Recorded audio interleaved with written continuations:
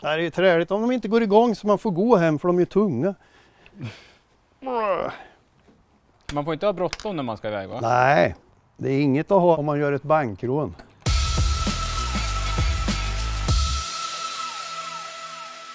God morgon. God morgon, god morgon. Hur är läget? Jo, det är fint. Det är fint väder med idag. Ja, det är jätteskönt. Igår var det blåst och kallt, vet du, så det är skönt att få lite sol igen. Ja, så här ska det vara när man är ledig. Visst är det så. Det är inte alltid det är så. Nej. Nej. Idag ska vi titta på lite grejer och jag ser redan nu att du har väldigt mycket grejer så att det finns ju risk att det blir flera avsnitt, kan jag säga. Ja, och det finns en del roligt som man har samlat på sig.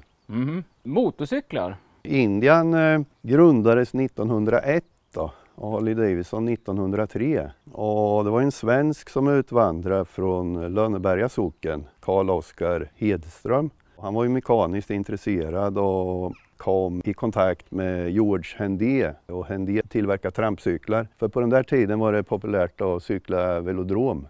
De hade ju en motorcykel som drog dem som åkte framför då. Så Hedström var ju mekaniker på det där då. Och 1901 så grundade de motorcykelmärket i Indien. Så det var ju Hedström som byggde ihop de första exemplaren och hans idéer och konstruktioner. Och före första världskriget så satte de visst ett produktionsrekord som världens mest byggda motorcykel. Och Indien lyckades ju bra i tävlingar och det var ju alla möjliga tävlingar. Det var distanslopp och backtävlingar och 1911 åkte de över till Isle of Man med 3 fabriksförare och maskiner. Ja, det var ju ren utklassning måste man säga. Jag tror de var 1, 2, 3 eller 1, 2, 4, det kommer jag inte ihåg där. Men ettan satte visst banrekord med. Så det gick bra för Indien. När de började sälja dem i Sverige, det har jag ingen aning om, men de fanns tidigt. 20-talet såldes ju mycket i Indien då. Innan depressionen tog över, för då minskade upplagorna drastiskt på Indien. Så det är svårt att hitta slutet på 30-talet då, Indien-motorcyklar då. Sen var det ju krig och Indien svängde över på och gjorde armécyklar. Sen var det civil produktion igen då 1946. Så det kom en stöt till Sverige då 46-47. Sen var det nog väldigt några efter det. Sista året i USA är 1953 då. Sen gick rättigheterna över till engelska Royal Enfield. Och de hade ju lite samarbete där mot slutet. Det lär ha byggts Indian Chief med Vincent-motor i. Det gick ju att köpa då Indian Chief slutet på 50-talet och början på 60-talet. Det var ju en engelsk motorcykel då med Indiens namn helt enkelt. Men vad kommer ditt intresse för Indien ifrån då? Morfar och mormor och farfar och farmor bodde i Åtvidaberg för mina föräldrar är uppväxta där. Och hos grannen kom det en röd 46 eller 47 Chief med vagn och hälsade på ibland. Och när man var liten man tyckte det var en enorm motorcykel och en snygg motorcykel. Och den var ju udda redan då. Ja, sådde ett frö där. Ja, den första du ser är en 1950 Indian Chief då. Den här är lite udda för det är en backväxellåda på den också. Det var option. Eller fyrväxlat fanns också då som option. Ja, det är en 2-cylindrig V-twin. Och de kallas ju även för radialmotorer. En stjärnmotor i ett flygplan är ju en radialmotor. Och fast det är ju symmetri då. Men vevaxeln har en vevsläng där båda vevstakarna är lagrade. Så därför får ju vevstakarna liksom de går ju gemensamt så här blir det då. Det är det som gör den här ojämna gången. Om den tänder där, då går han ju förbi där och lappar bara ventilerna. Sen går den runt, sen tänder den, då har han gått mer än ett varv. Sen fortsätter han och då är det dags för den då. Så då går han mindre än ett varv så det blir mer än ett varv, mindre än ett varv och mer än ett varv. Och så på låga varv då så står de ju och haltar lite så här. Tändförställningen här, det är höger handtag, det är hög och låg. Så då han på låg, då är det lagom att han tänder 0 precis på topp då så man inte får baksmällar när man ska trampa igång. Sen när man kör får man ju vrida upp den här. Annars blir det väldigt varmt i avgasrör och dålig effekt då. Så det sköter man manuellt. Och sen är Indien körde ju med vänstergas då. Och sen är det semestergas dessutom så att man kan ligga på 80-90 så här. Och sen bara släpper man händerna så fortsätter den i 80-90. Det är gjort som en gräsklippare faktiskt. Det är en ten som det drar och skjuter i sig. Alltså en massiv tråd. Det är kopplingspedalen. Det är fotkoppling då. Kopplar ur med tån då och sen växlar man med höger hand där. Som gasen är på vänster då. Många, särskilt i USA, de gör om det här och kucklar så de har spaken här och sen har de högergas på dem. Men jag tycker det är roligare att det är som det ska vara. Eller som de var byggda då, från början. Bromsen sitter ju på höger sida. Ja, det är väl Det enda som är normalt. precis. Och sen är de ju även utrustade med ganska dåliga bromsar då. De är ju underdimensionerade då. Ännu bättre, ja. Ja, Nu har du kört den här så mycket, men alltså för mig då som bara har kört moderna motorcyklar, det måste ju vara hopplöst för mig att kunna köra något sånt här. ja det är rent livsfarligt. För det är liksom, jag började med min orangea 53 och den var massa fel på som jag lagade det ena efter det andra. Men han gick i alla fall sen då. Och farsan gick och skrämde upp med att det var ju så farligt och det här med fotkoppling och ja, jag var riktigt nervös vet du. Men sen då ställde jag in, ja, jag såg till att jag fick i ettan då. Sen ställde jag lite halvhög tomgång på den. Och sen sparkade jag iväg med högerfoten så jag kunde bara släppa kopplingen när man gick på lite hög tomgång. Sen kunde man ju liksom gasa och minska gasen så här. Ja, man måste vara försiktig då. Så det sitter i ryggraden. För det är bara en vanesak då. Men man behöver ha en helg på sig på en bakgård och sitta och träna för sig själv. Och ingen tittar på då. Det farliga är om det blir en tvär situation då. Så att man ögonblickligen handlar rätt då. Folk brukar fråga varför man har 3 tanklock. Men så är det ju inte riktigt då. Men det är ju 2 halvor. Tanken är delad här.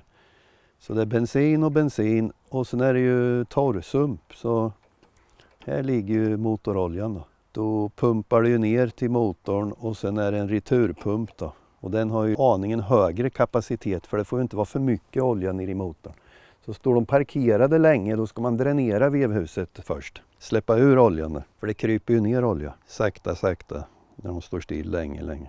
Vad har man för typ av fjädring i en sån här då? Ja, sadeln är ju fjädrad då. Mm. Sen är det ju bakhjulsfjädring, plunger kallar de den där och det är inte mycket till fjädring men det är inte helt stumt. Den kom 1940 och sen den här har ju teleskopgaffel men det är ingen bra gaffel för att den bara fjädrar. Så är det väldigt dålig väg att köra fort i kurvor, det vill inte jag vara med om. Så det är ingen dämpning i gaffeln. Och här hade du en orange. Ja just det är 53an då. Med den ovanliga sadeln, det kan man ju tycka vad man vill då, men den fanns bara på, ja vet inte, 52, 53 eller något i den stilen. Men solosadeln som den röda har fanns ju också kvar 53.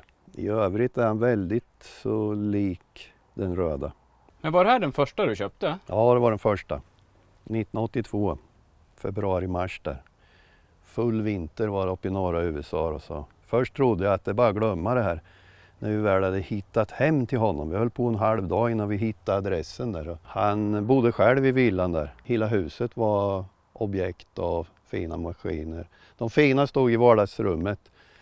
Så de syntes ju från gatan när folk gick förbi då, i fönstren då.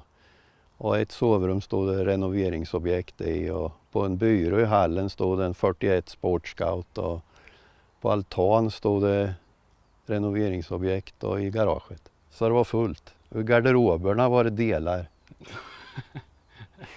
Lite ska jag vilja åka. Ja, jag tror inte han lever längre den farbrorn.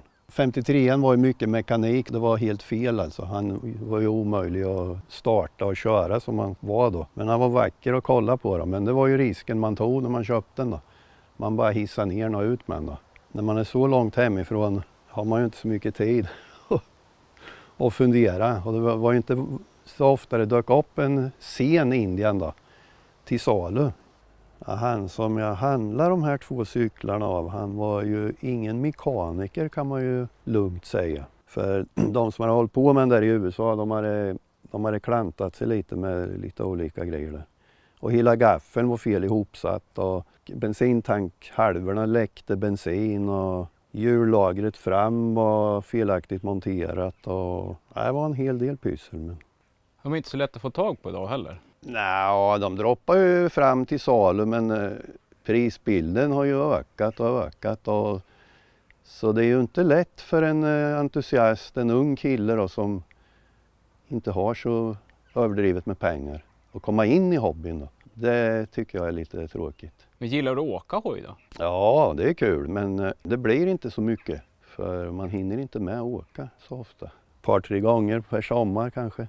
Ibland är man lat och åker veteranbil. Det går liksom smidigare då.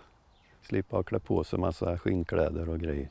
Och moped är ju väldigt enkelt. Det är bara på med en hjälm och iväg då. Det går inte så fort då. Jag har väl bara gjort en lång resa och det var jobbigt. Det var 100 mil på en lördag och söndag. Gör jag gärna inte om. Det var för långt på för kort tid. Man måste ha gott om tid då. Och på väg hem så slog motorcykeln eld dessutom. Men det var jungfruresa med en monterad brandsläckare. Så det gick bra i alla fall. Ska vi se om vi får igång den här då? Ja, vi kan ju göra ett försök får vi se. Ja, med tanke på att det var 15 olika moment man ska göra. Det var Ja. inte som idag, vrid på nyckeln och trycker på knapp. Jag tar ut den på asfalten här ska vi se. Det är ju träligt om de inte går igång så man får gå hem för de är tunga. När de har stått länge så kan man ju så trampa loss kopplingen på den. Och sen slår man då på choken. Sen kan man ju välja lite. Man kan ju ha choken stängd och ha lite gas på. Och sen suga den ett par, 3 gånger och sen öppna. Men här är full chok där. Och nu slår jag på tändningen och sen är det viktigt att den är på låg tändning här. Den har lite gas på den. Jag glömde öppna bensinkran faktiskt. Efter några gånger så ska han ju ge liv ifrån sig. Man får inte ha bråttom när man ska iväg va? Nej, det är inget att ha om man gör ett bankrån.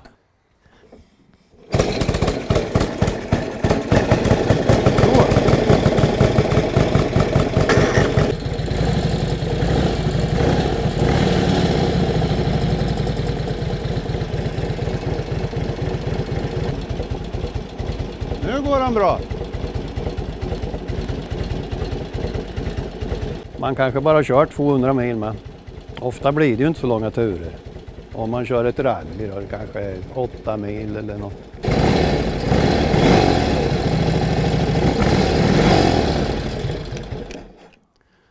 Så vet du. Det ser konstigt ut när du gasar med båda händerna. Ja, jag är sån här, jag söker ju det som är udda liksom. Jag tycker det är roligt med fordon eller vad det än är om det är udda grejer liksom. Och jag när jag köpte min första orangea 53, jag hade inget A-körkort. Och jag tänkte liksom att jag ska köra upp på det jag tänkt köra då. Så jag körde faktiskt upp på den orangea 53 då.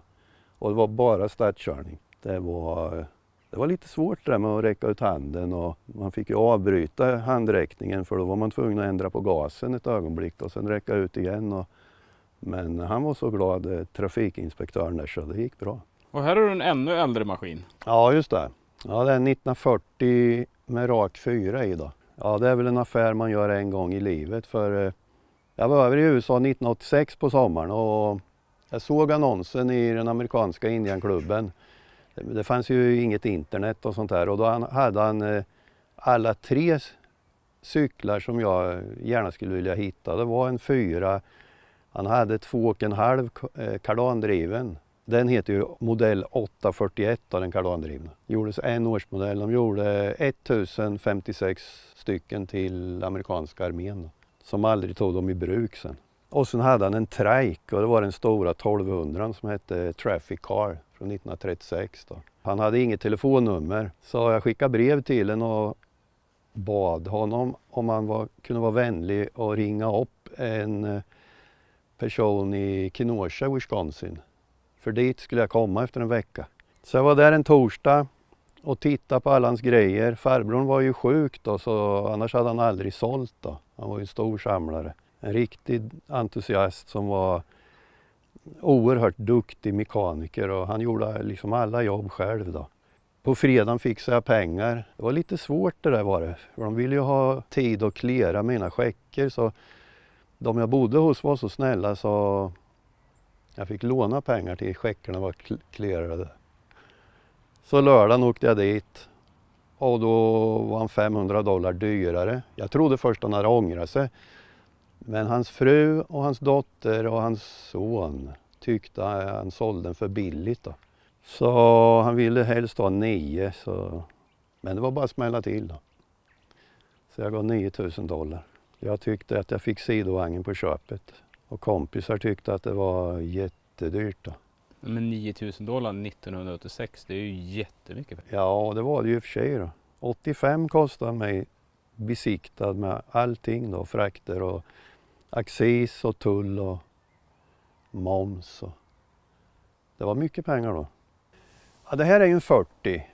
De här täckta skärmsidorna kom 1940 på Chief och 750 Scout då. Och fjädringen bak kom också 1940. Är det typ av bladfjädring fram eller? Ja, det är den gamla gaffeln. Det var samma även på Chiefarna då. Men bladfjädergaffeln är en ganska bra gaffel. Det var en väldigt dyr cykel när man var ny. Men i mars 42 då var det slut med fyrorna. Jag läste någonstans att alltså cykeln i solutförande kostar aningen mer än en Oldsmobil med raka 8. Jag har inte kontrollerat om det stämmer, men då var det utan sidovagn då. Och den här har magnettändning med då, det var ju tillbehör. Det var batteri på de flesta, batteritändning med vanlig fördelare. Och sen har han ju vinruta och reservhjul då. Det var inte standard, det var bara en plåtholk standard då. Jag tror det här är nummer 442, 1940. De gjorde väl några hundra varje år. Från 1927 då till tidigt 42 har jag hört en uppgift på 12 000 där under ungefär 15 år då. Och de äldre gjordes fler av. Det minskar av hela tiden. Gjorde upplagorna på dem. Och det var nog inte så många som gick ut med sidovagn för det är inte tätt med vagnar. Och sen är det ju en högervagn så han är ju byggd för högertrafik då. De som såldes i Sverige var ju vänstervagnar då. Så han stämmer ju bra in för dagens trafik. Och sen är vagnen bromsad med då. Det broms även på vagnhjulet. Det var ju inte alla som hade det. Jag har ett chassi som skulle gå att göra en sidovagn av. Den här kom från Kisa. Från en laggård. Det var en samlare. Jag lyckades få köpa en av den då. Och den här följde med när jag köpte sidovagnsramen och de fästen som behövs till en Chief då. Här är fästen och det där är på en Chief då. Det ser ju annorlunda ut om man jämför på fyrorna då. Bladen var med också med sidovagnschassit. Ja, det är själva plåtburken jag inte har. Det går att bygga en flakvagn för pakettransport med då. Om man inte har någon plåtburk. Men det finns nytillverkade plåtburkar som är gjorda i plåt. Plast, det gillar jag inte. Då kan det lika gärna kvitta. Annars finns ju glasfiberholkar. Alltså jag tycker det är liksom inte kul då. Då får det bli en flakvagn istället då. Ja, hittade du den här flakmoppen någonstans då? Den köpte jag av en jobbarkompis. De har inte ens haft fötterna på rören under där. Så det är väldigt lite skador på den. Det finns en skada här bak de har kört emot. Så. Och sen borrhål från en internskylt då. Så bakskärmen skulle man behöva reparera och lacka om. Men det är väl det enda egentligen. Sen ska man nog låta det vara. Jag sadel omklädd med på. För original är det inget märkvärdigt material. Det är lätt att det går sönder då. Så. Det där är mycket, mycket starkare. Det är väl det enda som är gjort då. Och krom och allt är ju jättefint på. Framdäcken är svensk tillverkade. De är säkert aldrig bytta vet du. Är det Värnamo? Jag tror det. Ja, men man ser som skottkärror vet du. Man kan hitta ett skottkärrhjul som är från 1960. Det finns inga torrsprickor. Då köper man ett nytt vet du. Det är ihjäl på ett par år. Det är bara skräp många av dem där. Den här har nog inte varit igång på ett eller ett par år. Ja, men den går som man vore ny den här moppen. Den går så fint då. Så det blir väl något mopperally snart. Så här hade du en i delar också? Ja, det stämmer. Det är modell 841. Kardandriven Indian gjorde en årsmodell. HD gjorde också en motsvarighet som heter XA då. Ser ut som en BMW-motorcykel. Kardandriven. Så nu har jag tänkt att försöka få ordning på den här. Jag har haft den stått i många år då. Mycket komplett och mycket bra skick är den i då. Och det är ett väldigt plockepinn här. Det är ju 1000 molekyler den här. Ja, det ser stökigt ut men alla grejer ligger här som hör den till. Jag har några delar på ett annat ställe för jag håller på med hjulen då. Gör i ordning ekrar och naven. Armén tog de aldrig i bruk då, så efter kriget sålde de ut dem för $500 styck till allmänheten. Och de vart blå och de vart röda och allt möjligt. Och en del satte på de här täckta Chief-skärmarna och ja, de civiliserade dem på olika sätt. Inte en aning om hur den är då. Jag har bara vridit den runt och tittat i cylinderlopp och lite sådär. Och så långt ser det ju bra ut men man lär ju öppna och gå igenom den då och göra en fin med då. Men annars ser det bra ut. Och grejerna ligger ju här då. Här ser man ju typiskt att ramen är svetsad ihop som på en modern motorcykel. Indien de muffade ramen och slaglödde då. De är inte lödda ihop utan det är en maskinsvets här. Och här är en bula det är för tändfördelaren då. Det är centrifugalreglerad tändning då så man behöver inte hålla på med hög och låg tändning på den här modellen. Det enda som är kvar är att den är vänstergasad. I övrigt är den ju väldigt normal med fotväxel då. Här är skärmarna, de är också speciella för den här modellen. De är jättefina, det finns ingen rost eller någonting i dem. Och så är det avskärmad belysning på dem. För det satt ju så här bak på dem. De här får jag byta element i för det var väl både 12 och 24 volt. Det är dubbla förgasare på den här motorn. Det sitter ju så här då, sen oljebadsluftrenare här. Och sen in här till höger och vänster förgasare. Inte ens fyrcylinder i Indien hade ju dubbla förgasare. Och sen dubbla avgassystem och de är ju, det är hemmasnider då. Så de här är inte, så här ska de inte se ut då. Det är någon som har snidat ihop dem här någon gång i tiden då. Och den här har inte torrsump med oljebehållare upp i tanken. Utan den här, där har man härmat HD lite. Sitter en burk efter motorn in i ramen då. Så man har oljan i och sen är det ju in och ut då så det pumpar runt då. Den här tror jag faktiskt är samma på en Harley Davidson XA med kardan. Oljerena burken. Här har de faktiskt nytillverkat den här underdelen för den ska ju vara i plåt då. De har gjort en botten i svarvat i aluminium då. Så det får man väl leva med. Den ska ju lackeras då så det syns ju inte. Men du har verkligen snöat in där? På ja, man lär sig undan för undan. Så något som är intressant och fastnar det. En del fastnar ju inte alls.